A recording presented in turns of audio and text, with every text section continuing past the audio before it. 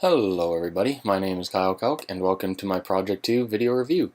This week I'm going to begin by talking about my justification for each of the apps, and I'm going to start with talking about my Bronze app, which is over here on the right in the iOS simulator. As you can see here, I have the list inlay and the thumbnail grid functioning in this app, and to be honest with you, I'm not much of a fan of the list inlay, and it mostly has to do with just what could happen if you have a whole lot of information for a certain, in my case, console. So if I had, let's say, 40-50 games listed for the Android, that's going to be a whole lot of scrolling for a user, even if I didn't use the thumbnail grid. It's just going to be a long list scrolling down, and for the user, it may be frustrating if they want to come up and close the Android and get to another part of screen. Like, let's say they want to search for the Xbox 360, which is all the way at the top. It's going to take a little while to get there with all the information presented. That being said, the thumbnail grid, I'm not a big fan of. To me, it's a little bit clunky. For the most part, I prefer a little bit more information. Like, I would like the console name underneath the title of the game as well, just in case the user may not know what the icon is for. And that having that text key of saying this is for the Android or console Android is, to me, just a little friendlier for the user, just so they know for sure what they are using. On my news here, as you can see, right now I have Halo typed in, so Halo is the only thing that shows up. But if I exit out of that, you will see it has games added today and yesterday.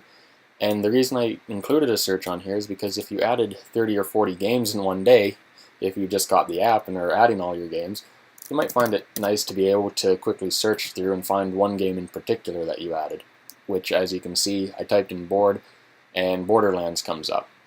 I think it's a nice feature to have, even though not everyone may use it. It's just good to have there for those that will use it. And as you can see, my nav bars for both apps are identical.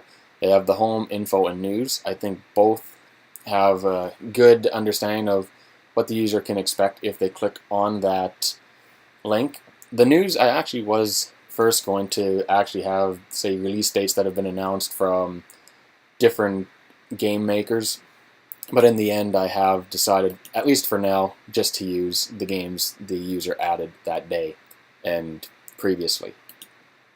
In the Gold app, I used the one window drill down and the thumbnail and text. So as you can see here, if you click on the Xbox 360, it comes up with all your games. If you want to search, let's go with Halo, it comes up, searches Halo. And for me, I just like this a lot better because it presents it in a clean fashion. The games are easy to find, and it gives the user a little bit extra information for each game as well. And then, of course, if you click on your thumbnail and text, it comes up, boom, all your information here, really nicely laid out. And then it's just a quick back and going through all the information again to find what you want. Now, the easiest part of the assignment for me was getting the JQM to work. It wasn't too bad. It was quite easy to use and is a really robust library to use. And in the future, it's going to be something I'm going to be using quite a bit.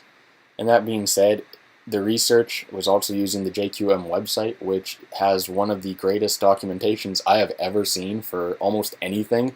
You can find almost anything on there and how to do pretty much anything with the library.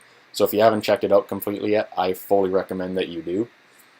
The most difficult part of the assignment was not really anything that was required. It was more so me just overthinking things.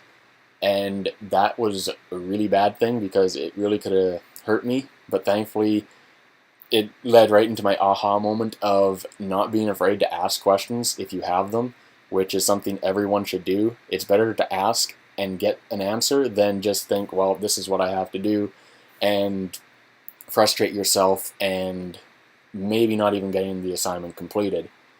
And as for what I used from previous courses, again, it was MMD2, and as you can see in my browse games here, the icon and the text, I think it's wonderful and is something I'm going to always use in the future.